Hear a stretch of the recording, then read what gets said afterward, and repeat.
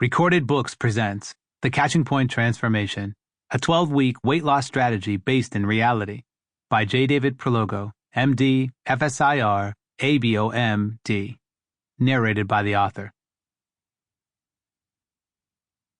Forward. We are practicing medicine that is a century out of date. Dale Bredesen, MD, author of The End of Alzheimer's. One of the many joys of this profession is the opportunity to guide and mentor others. Dr. Prologo approached me several years ago because his research was leading him to the same conclusions 20 years of functional medicine have led us, that changes to the body result in changes to the brain. It has been my pleasure to review Dr. Prologo's work and to discuss his novel approach to age-old problems. I have treated thousands of patients with interventions based in this thinking: modified depression, anxiety, bipolar disease, psychosis, ADHD, dementia, and more, by changing input to the body from the outside in, primarily through nutrition. Dr. Prologo has likewise treated patients with previously unmanageable conditions, such as phantom limb pain and amputees, by changing the input from the body in order to heal the brain. He has taken this same reasoning to his procedural and behavioral management of obesity, which has resulted in an absolutely fresh, novel paradigm. In his debut nonfiction work, Dr. Prologo brings a unique combination of training, experience, and expertise to weight loss. He upends traditional thinking by debunking traditional inspirational poster language, mind over matter, change begins on the inside, and no pain, no gain are sentiments from the past, according to Dr. Prologo, and I couldn't agree more. The brain learns, heals, and evolves in response to the body. Signals from our gut, nerves, muscles, and inflammatory system provide a map for our brains. Our brains are wired for survival and will react predictably to external stimuli. In today's world, though, filled with processed foods, multidimensional stressors, and lack of sleep, our brains find themselves backpedaling and fumbling. Trying to survive amongst all of these unnatural stimuli has led to disorders such as obesity, depression, and more.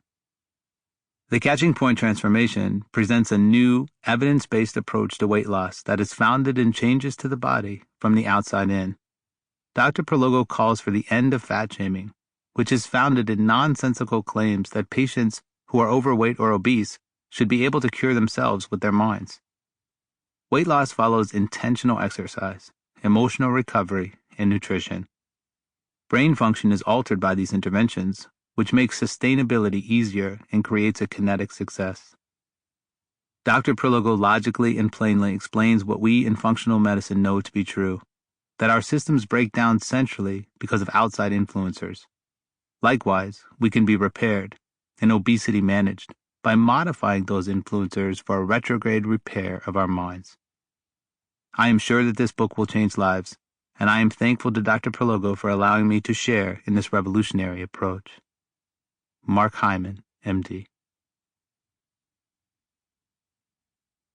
Preface.